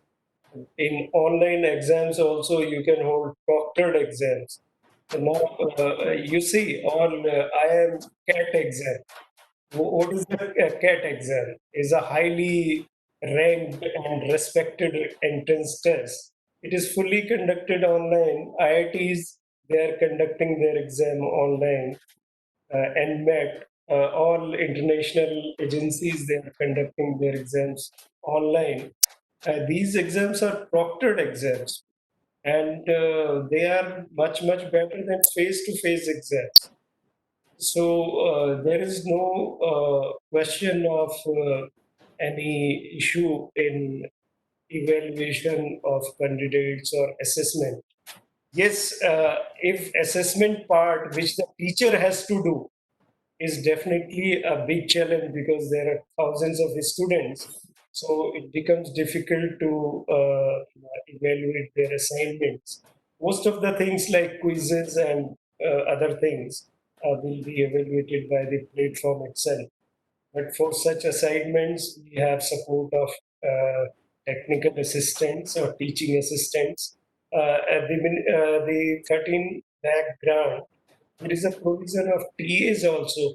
If your course has more than 500 uh, applicants, so you get one TA. You will get a grant for one TA that will be employed for one semester. If it is more than 1,000 or 2,000, as the number goes on increasing, there is a provision of appointing more teaching assistants. So they can help you in conducting the MOOC. Also, peer assessment, I shared with you that if you do peer assessment of assignments, that is a much better way to, and it is as close as physical evaluation by a teacher. Is in some cases even better than that. Professor Kasim, yes, sir. one participant has asked that how, at this moment, the universities are undertaking credit transfer process if someone completes course via platform. Sir, actually, this is a tricky question. Tricky in the sense because you see, my university cannot accept credit of given by your institute or any other institution until or unless I have made some legal provision within my statutes or ordinances or rules. So the first thing is the university will have to adopt the UGC regulation of 2016, which mandates that up to 20% credits can be obtained by students from SWAYAM courses. So if the university or institution adopts it into their, since we are autonomous institutions, so if they adopt it, so then credit from other institutions can be transferred to the student of their university or institute. So the process is still dependent upon respective universities. Exactly. So they will have to take lead in this until or unless they amend their statutes. They There have to may pass be it a to the great academic council and then make yes, amendment. yes, exactly. Otherwise, there is a gray area. A student may do the course, earn credit, but he may find difficulty in adding that credit to his degree program or other. Thank you so much, Professor Kasim. It was a very informative lecture, very exhaustive, and having sensitized all related dimensions, including the fact that Coursera, Khan Academy, edX are so popular. Unfortunately, it is only for knowledge purpose, and government is not giving any benefit of that. Nonetheless, knowledge is more important. So have a course from Coursera, have a course from EDX, and then come back to Swam platform and also do a certification. But check prior to that whether your university has adapted to this and have passed its resolution and amended the statutes for that purpose. So thank you so much, Professor Kasim. We'll have interaction at some another time to have more detail and more insight about it. This must have motivated the participants. Whatever is the case, whether university has adopted the process and adopted it in the academic council or not, whether changed the institute or not. But the coming days, every university will have to do it. There will be no option of to any university to say no to this. And this corona has necessitated it to do it early, because we cannot afford now the physical form of the classroom.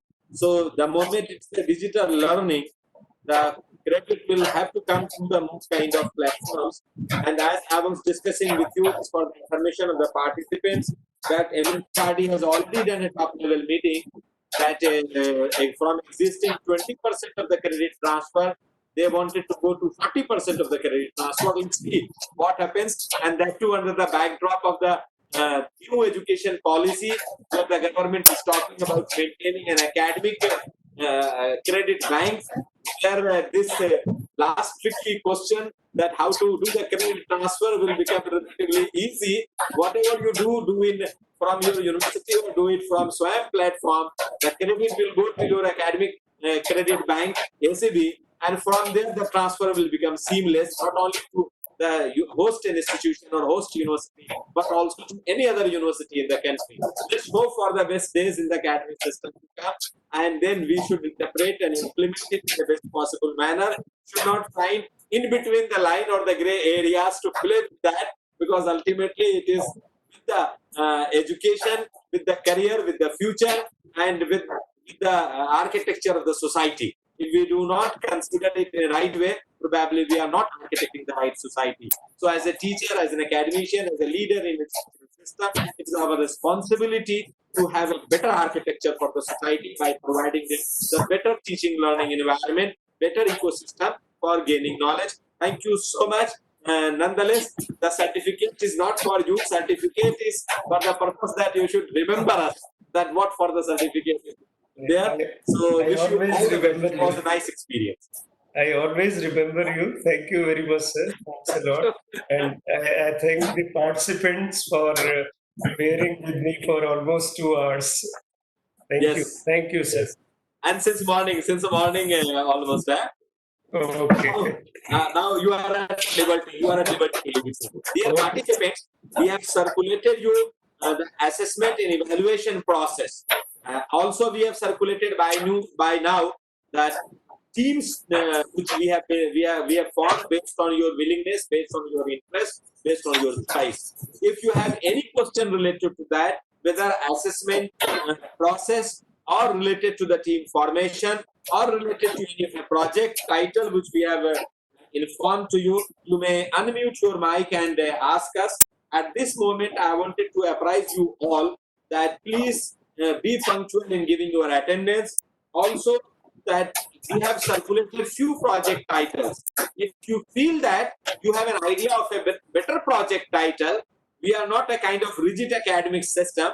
Our system is quite flexible. If you give us a better idea of any project, we are ready to approve your project instead of the project which we have circulated. But you have to come forward and tell us with the kind detailed deliverables that this is my interest or this is the interest of my team which we wanted to undertake. So that's all from our side. I'm sure you must have read all the processes, all the documents. And one more thing which I wanted to inform you, that this now everywhere, not only in India, entire world is moving towards outcome-based education. When I'm talking of outcome-based education, I'm talking of a scenario that beforehand, can we tell our learners that after completion of this 2 years program, 3 years program, 4 years program, or maybe now 5 years program, what will be your net outcome? What will be your gain? What will be your immediate gain as an outcome of this program? What will be your gain 1 year down the line? What will be your gain 3 years down the line? What will be your gain in 5 years down the line? And then for that particular purpose, we have the recommendations are that for every course which we teach in academic system, we must have a course outcome. For entire program, we must have a program outcome. This is what is mandated now. And it is as good as the way we don't like to board an aircraft for which we do not know where the destination is. Exactly in the same way, how do we expect that the learners, that our students will join our institution for any degree or diploma or maybe a PG program, if they do not know where are they going to land? So that is what is the entire philosophy of the outcome-based education. We wanted to demonstrate, we wanted to exhibit, we wanted to follow this outcome-based education for this 1 month program, so that you should develop a habit of carrying out this outcome-based philosophy or undertaking this culture in your respective institution for the purpose of delivery of design and delivery of your curriculum. That's what we have done. So we have also circulated the program educational objective, then the program outcome of this 1 month program, and then because there were no courses, entire program was a one course. So we thought it will be better if we have the program learning outcome. So we have circulated, keep an eye on that. And then we expect that during the process of filling up the assignment, you are writing the session level learning outcome. Like today, there have been 3 sessions. So by evening, find some time to write the abstract of all 3 sessions today. Then the session level, at least 3 learning outcome of today's 3 sessions. So 9 outcomes, 3, 3, 3, 3 each. And then in which way this is going to change, this is going to help you to implement in a new way, or what kind of learning you have got out of these sessions. So this is all the 3 columns you need to fill as part of assignment. If you want, you can submit on daily basis, fdp@bbicam.in, or otherwise we have given you a schedule, and the schedule is that every Friday evening before 8 p.m. necessarily you have to submit the details assignment sheet having entire detail of all 5 days. But if you want that, your assignment should be evaluated early, or you should get some feedback. If you wanted to do that, then you can submit on daily basis or alternate basis, but in no case later than what the schedule we have declared. That's all from my side. If you want to have any question, please unmute yourself and ask. We'll be happy and pleased to answer your queries.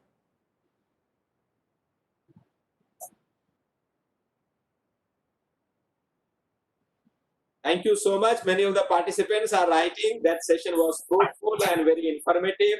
If you participate well, it will. I'm sure it will certainly be informative. Wherever you feel there are feedback, my WhatsApp number is, my mobile and WhatsApp number is available to all of you. You can write me a personal WhatsApp. I will see to it that how can that suggestion be implemented in forthcoming sessions. The protocol of all the sessions which I have informed to all the speakers, and will keep on informing in the beginning of the session, that at least 90 minutes the speaker should talk. A speaker should give presentation. A speaker should give his own experience and share with you. Then in between, you may note down your question in your diary, or you may even write your questions in the chat window. Me or Dr. Vishal will take up your question from the chat window, or in the last 30 minutes, if not entire 30 minutes, at least the last 15 minutes, all the speakers will be requested to answer the queries, maybe we will be taking from the chat window and asking to a speakers to answer, or you can directly unmute. If your network signal is good, you can directly unmute and ask your questions to the speakers. That protocol will be following for all the sessions. So any question related to assessment and evaluation you wanted to ask? Yes, sir. Yes, please. Sir, my name is Muzina Fernandez, and I Yes. So there is network issue at her end, sir. Due to Now you can write. If there is a network problem, you can write your question in chat window. We are there. We will take up the question from the chat window and will answer it to you. Meanwhile, any other participant wanted to ask any question?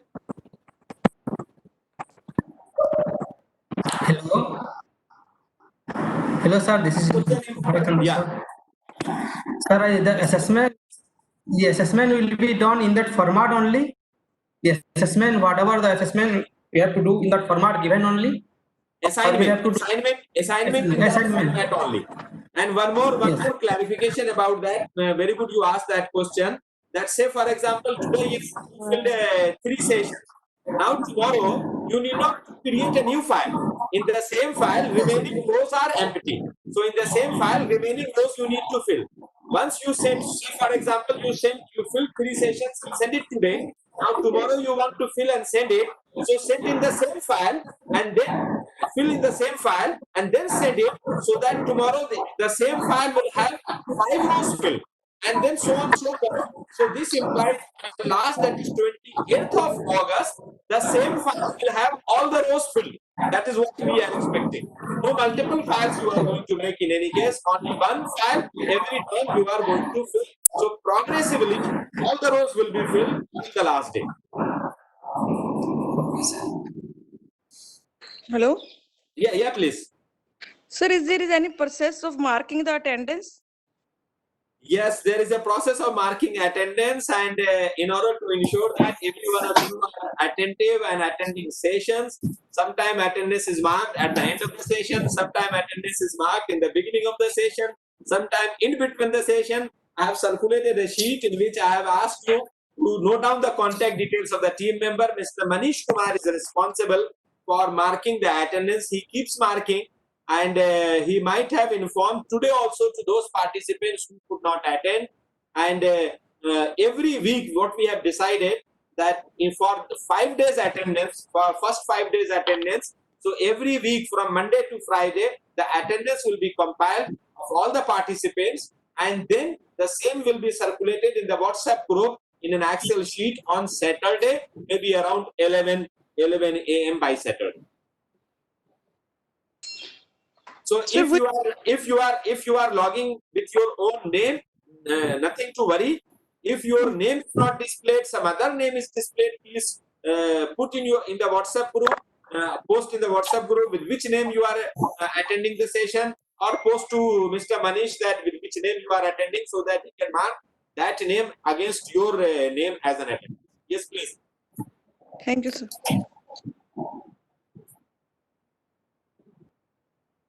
Sir, there is a question from Dr. Mozina. Where is the assignment sheet sent on WhatsApp or email? Sir, I have sent again on the WhatsApp and will send the mail by half an hour, sir. Dr. Mozina, the assignment sheet is both the place. Still, if you can't locate in the WhatsApp group, you send one-to-one WhatsApp, we'll send you on your WhatsApp. Don't worry. As many times you will ask, as many times we will send you. So if there are no other questions, shall we close? Sir, one more question. Yeah. Sir, please. MCQ questions that will be done at 8 p.m. Sir, 8 p.m. to 8:30 p.m. at evening only. 8 p.m. 2 slots is there. One is 8 p.m. to 8:30 and one is 12:30 p.m. to 1 p.m. Correct. You are right. You are absolutely right. The tests are being conducted on Wednesday and Thursday. Wednesday evening 8 p.m. to 8:30 p.m. and Thursday, that is before the first session, that is 12:30 to 1. Okay, thank you, sir. Right. And please also understand the syllabus of the MCQ test will be all the sessions conducted prior to that MCQ test. So this implies for this Wednesday, evening 8 to 8:30 p.m. syllabus will be the first 3 days. First 3 days implies 7 sessions. While as the MC syllabus for the MCQ based of the last slot will be all the sessions conducted prior to that. So those who are appearing early have got an advantage because content is less, the syllabus is less. Those who are going to appear late, nonetheless, all of you are great teachers from your respective institutions. This is not a major content. If you just attend the session, you are in a position to score marks. And my wish, my aspiration, that all of you should score 100%. Anyone scoring 80 and above will get A plus. I want that every one of you should get A plus. For 80%, you must maintain your attendance. 80% plus in your project that is in your hand. 80% plus in your assignment.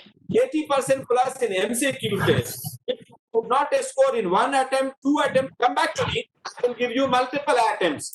My objective is every one of my participants to participate in the process actively. Forget there is any negativity of corona in and around us. There is no negativity of corona.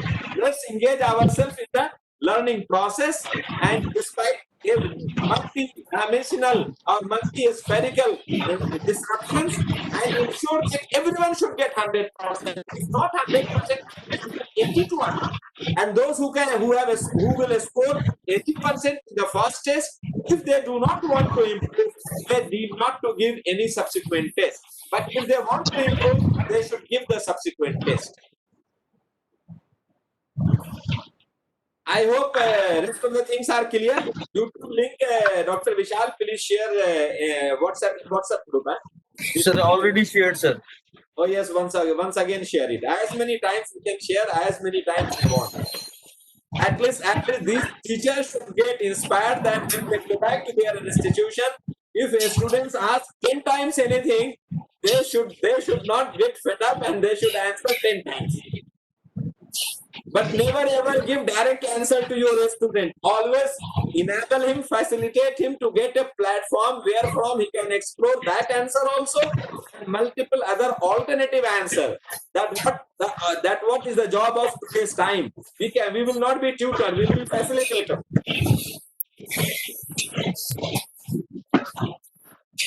So please confirm the chat window. Shall we close the today's session? Yes, sir. Thank you, sir. Oh, good. Thank you so much. And I'm sure you must have enjoyed all the 3 sessions of today. In fact, the inaugural session been longer. But Professor Ajay Kumar Singh has got a wonderful things to be spoken. So I thought let him speak whatever he wanted to speak. And he had a good foundation stone of that. So thank you so much. Enjoy the FDP. Forget negativity. And ensure that learning must continue despite all disruptions. So we'll meet tomorrow. All the best. God bless you.